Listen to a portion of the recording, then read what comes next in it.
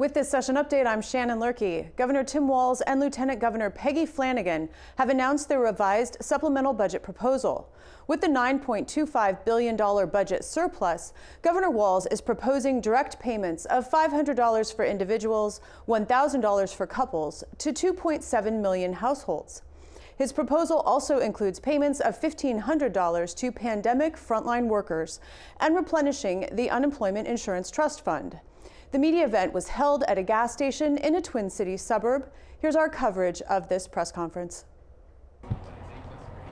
Well, good morning and welcome to New Hope, everyone. I want to thank Chris and Mesa, our owners here. We were here last year, if some of you remember, to make the point that investments in biofuels, Minnesota-grown biofuels, is a great way, both from an environmental standpoint and economic standpoint. We passed legislation to allow some grant money that's been used here to update equipment to allow E15. And just asking Chris here and Mesa, they said, of course, E15 sales are up because it's cheaper right now, which is not surprising. So I think that ability with blender pumps on that side of things. But we're here today, Lieutenant Governor and myself, to do a revision to the supplemental budget that comes out as the actual revenue numbers come in. This is actually a really important exercise and one that I think all of us should pay attention to. Don't forget, he locked you up. That we did what?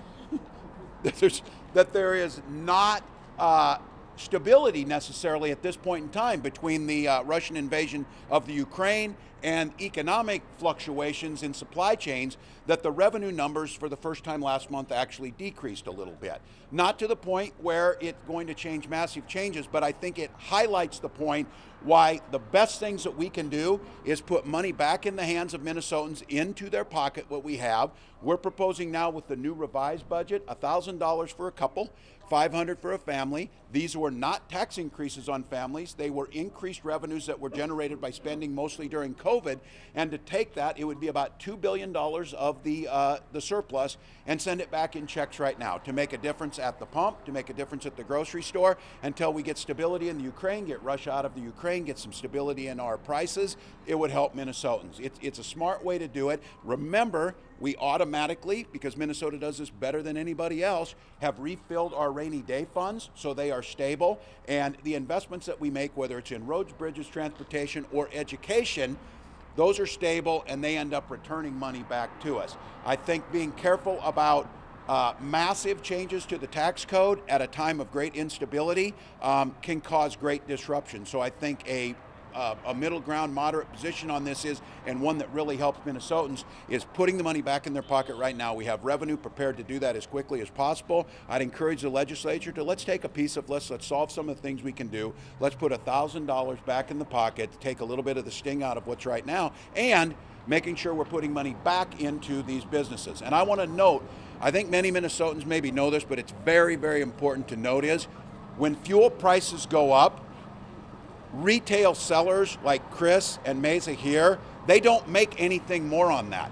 Gas, in terms of profit at these, is a very thin margin. The profit is made inside, the profit is made at the car wash, which everybody's going to need this weekend to get out and do that. And they have increased fees on credit cards when the prices go up. If somebody fills up and gas is up, they have less money to spend inside, and that's no more profit at this building. It's mostly to the oil companies and to that instead of the end user piece of that. So that's one of the big pieces of our revised budget. We also have some really great things in here we think reduce long-term costs for people.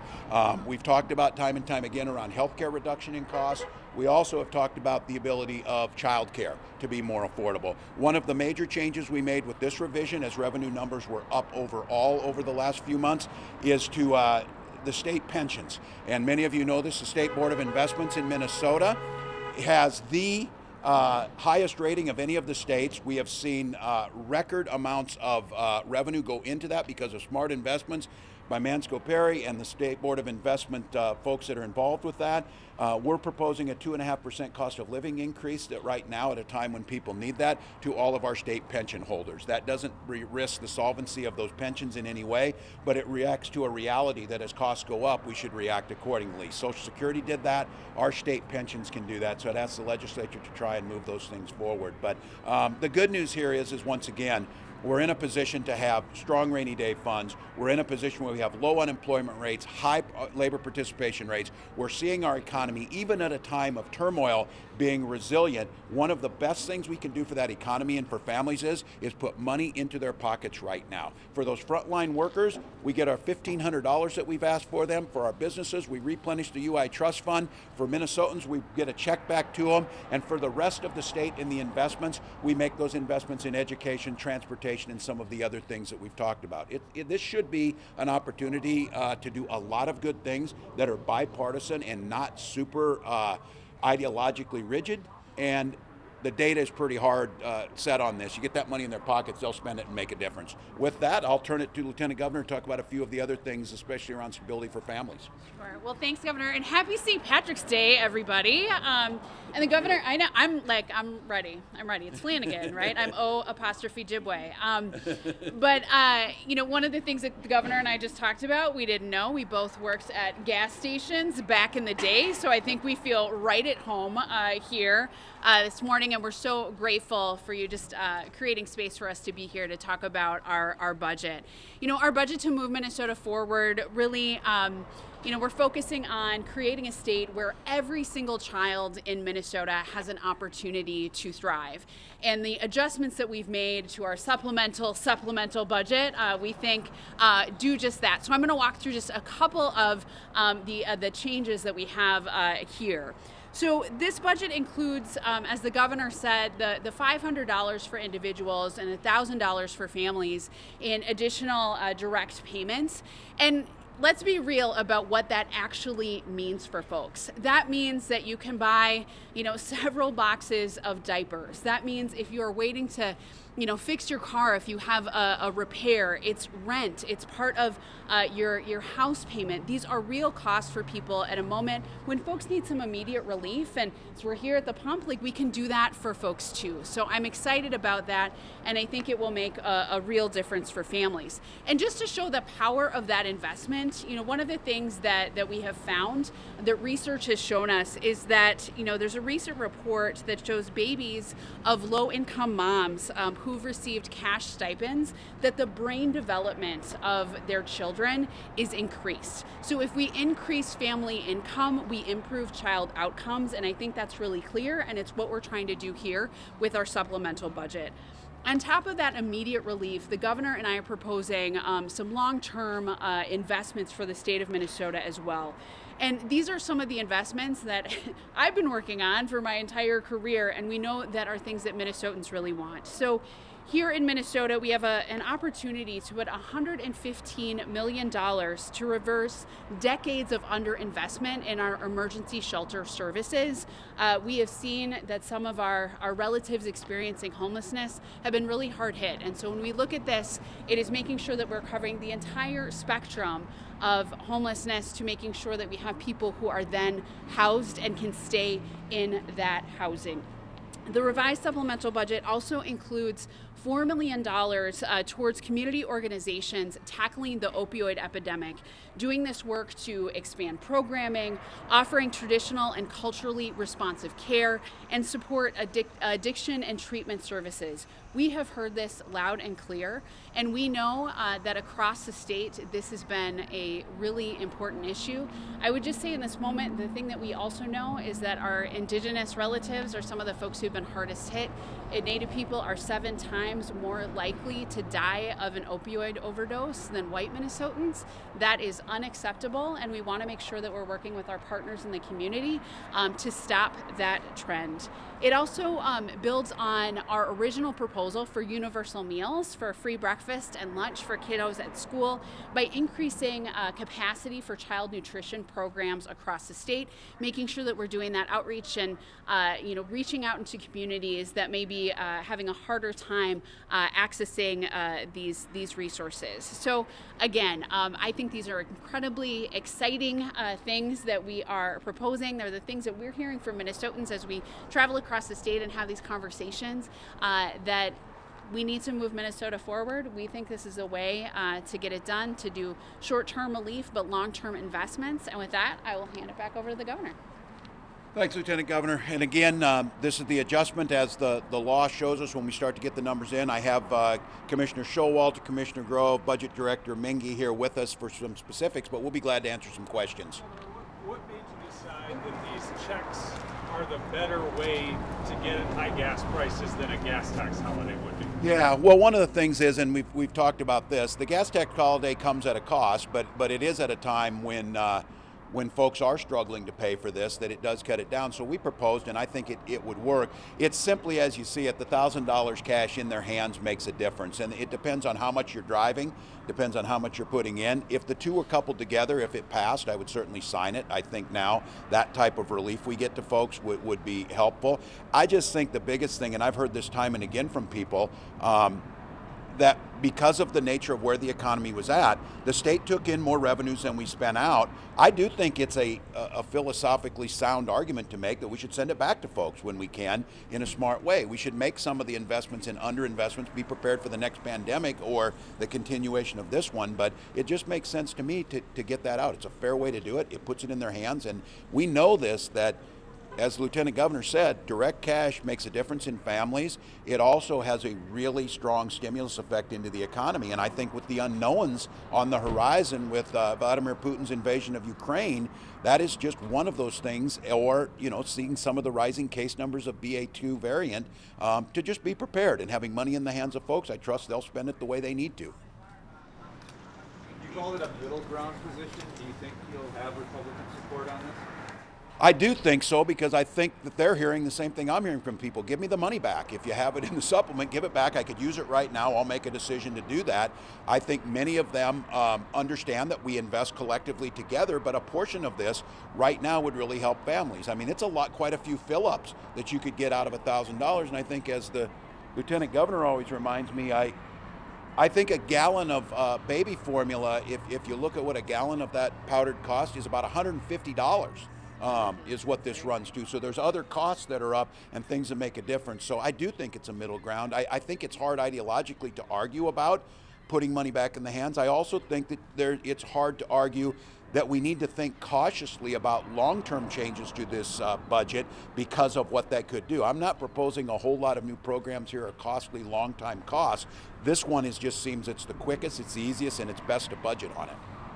But Governor, what about Republicans seem to like this idea to criticize you well, here's a guy that wanted to raise taxes, wanted to raise the gas tax, and now he's wants to give it back. Well, unlike my Republican friends, it's not a one-size-fits-all. When the economy's bad, cut taxes. When the economy's good, cut taxes. When we have a deficit, cut taxes. When we have a surplus, cut taxes. You adjust to the situation. When we proposed that, at that time, Minnesota is about $10 billion or so behind in maintenance on our roads and bridges. Gas prices were $1.57, and there had not been a change to the federal gas tax in nearly 35 years. There had been no horizon on an infrastructure bill, and we proposed that you can't talk about fixing the roads unless you got a mechanism to do it. So I proposed a responsible place forward. That was rejected. That's fine. We have to find another way to do that. Since that time has happened, we've got war in the Ukraine. We have an infrastructure package that was the largest package in over 60 years that is the equivalent of about a 16-cent gas tax is what Minnesota will get to that. So the situation has changed, so you adapt accordingly. The best way to do this now is to try and get the money back. And once again, I would say, just saying no to everything is not governing. Just saying no to everything is not governing. And telling people that next year, including the richest Minnesotans, are going to receive a tax cut and that'll be good for them, that doesn't really resonate with people. I have revenue ready to go as quickly as possible. I think this money in the hands of folks before summer would make a good difference. And it's fiscally responsible. It's surplus money going directly back to this. I find it interesting that last November, when the first surpluses came out, the first thing that was said was, give it back, write a check and give it back. And I said, okay, you're right. Well, now it's no, they don't want to do that. So I think the response to this is adjust your leadership to the situation as it's needed to address the problem as it stands. This is much different than the spring of 2019, the situation we're in. The state of Minnesota stands to get about $7 billion from the federal infrastructure bill that was long overdue. That makes a big difference. Governor, can you tell us how you decided on the cost of living increase for retirees? And are some folks going to be left out of that who are lower income? Well, these are state retirees, state pensions that are in there, and I think many of you know this. We had a great bipartisan agreement on this, on pensions, and the solvency of Minnesota's pensions are as strong as any place in the country. Our returns to those are as strong as anything in the country, and I think we came up with this as a middle ground piece to put money back in the hands of folks as a one-time, to not change that long-term formula and to not put those pensions, because anytime you deal with pensions, there's a dynamic and a natural tension between those currently working and those retirees who have to work together. So we thought it was a reasonable place to put real money back, 2.5% increase, back in the hands of folks who are there. And again, that's why we think this way is the best. These checks will go to all families, what we're proposing here, not just targeted to the earnings and the tax returns piece. So. You've got a new state patrol helicopter in here. Yes. What's the justification for that? Yeah. Well, first of all, as we've all seen, is the use of law enforcement and the need to tackle this issue of public safety. You've seen some of the real successes. The state's not the lead agency in local public safety, but we can be partners in this. State Patrol has responsibility for trunk highways. They've also stepped that up with our HEAT program, and what you've seen is this air cover is a really effective way to make pursuits safer, to target where we want to target, and to provide in other areas, whether we saw them respond during wildfire season and other things. Their helicopter is outdated because of what they have right now. It has to fly lower, it creates more noise, and it's simply time to replace this. And I think we've asked a lot of the equipment and the personnel in law enforcement, and I'm proposing that we make sure we don't only take care of our personnel, we take care of their equipment. So we have the resources to do this. It's time to put that in there. This is not an aircraft to be used by elected officials or anything. This is our state patrol officers who deserve to have the best. And just to be clear, this is a 2-engine one.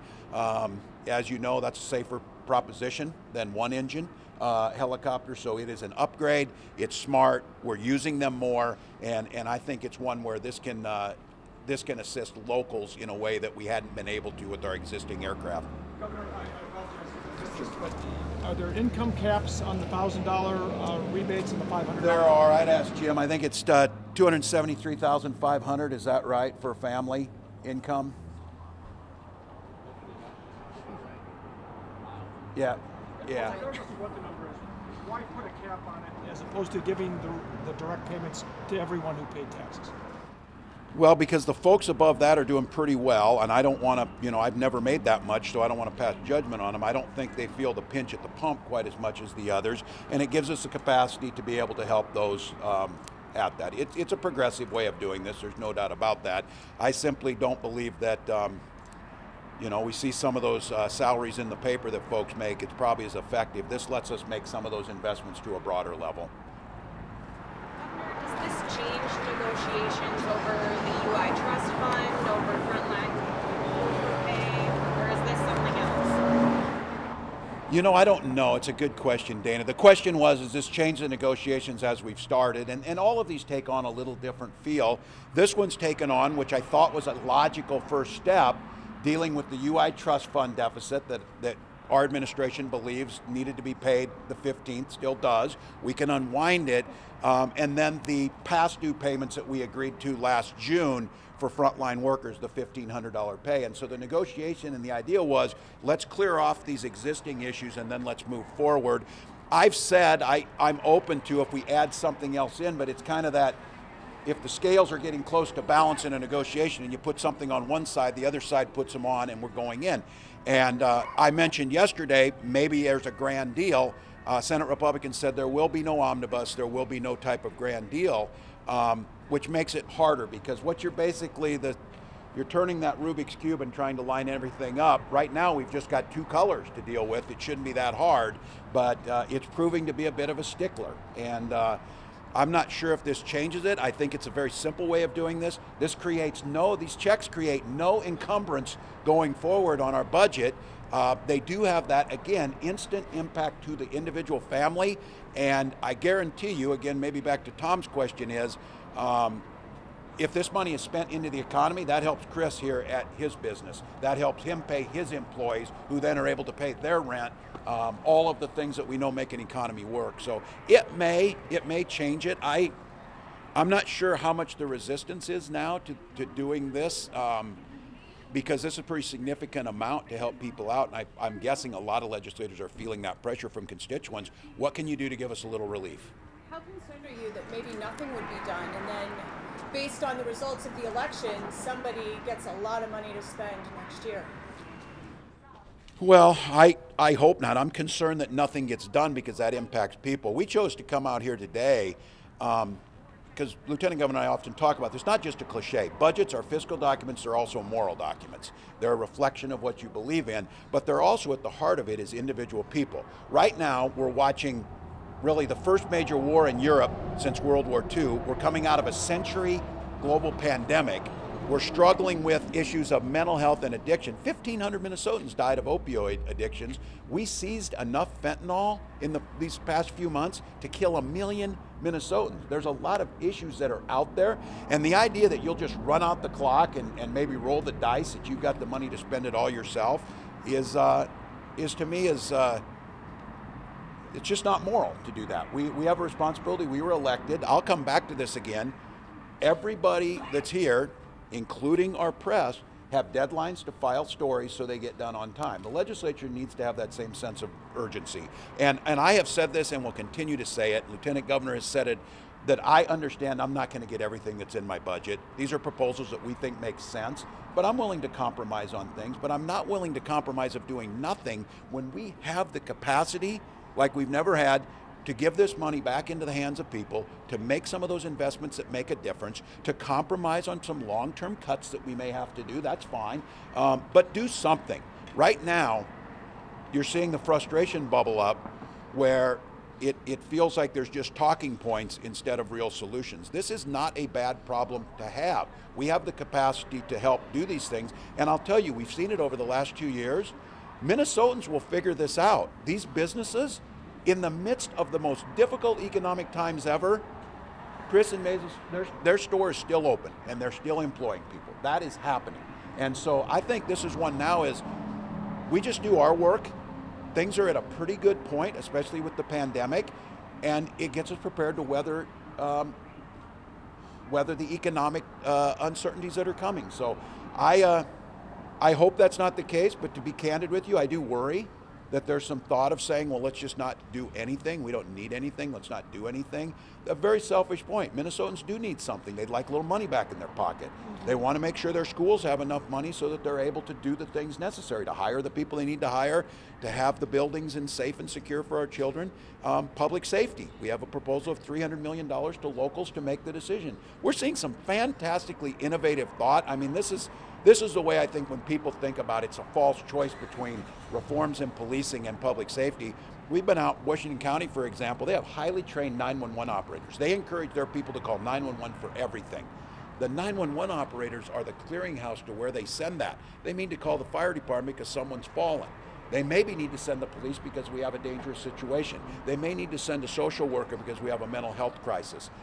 All of those things are reducing crimes. They're increasing public's trust, and what they're just asking for is, you give us a little bit of resources, we'll implement and make it work. So I would encourage the legislature, we're here to compromise with you.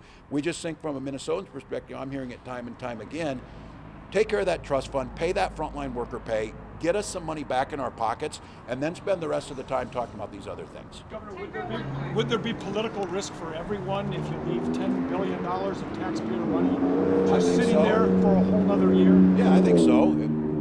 I think as a voter, I would say is we need to try a whole bunch of new people maybe. I don't know. If you guys can't figure this piece out, I'm just asking the legislature, you're not, again, it's just this reality you can hold, and I know that these are deeply held values and beliefs, but Minnesotans elected divided government, and it's worked pretty well. We've got 3 balanced budgets with historic surpluses, flush retirement accounts, lowest unemployment rate, top lowest state, and a labor participation rate that's nearly first in the country. Things are coming back. It would be a shame right now not to do this. And keep in mind, all of this is being done without raising taxes, without adding cost to Minnesotans, and I think it would be an absolute shame. I think Minnesotans would be frustrated, and now, from a business owner's perspective, from a parent's perspective, both of us talking about this, uncertainty is the thing that is just killing people. We want to find some calm in the storm.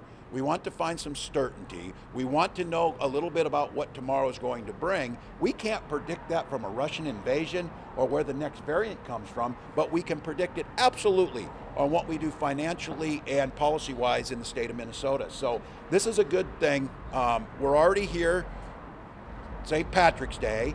We've got about 8 weeks left to the session. It's time to now start stepping back a little bit, being ready to compromise, put a few things on the table, and move this for Minnesota.